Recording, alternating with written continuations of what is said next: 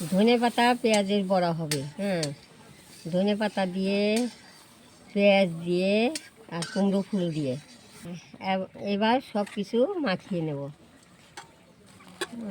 তারপরে চালের গুঁড়ো দিলাম, স্বাদ মতো লবণ দিলাম, দুটো কালো জিরে দিলাম, জল দিয়ে নরম করে নিলাম। এর মধ্যে কিছুক্ষণ মেখে রেখে দিলাম। আধা ঘন্টা পর এখন বড়াগুলো ভেজে নেব। তেল দিলাম, গরম হয়ে গেছে। এখন বড়াগুলো ভাজবো।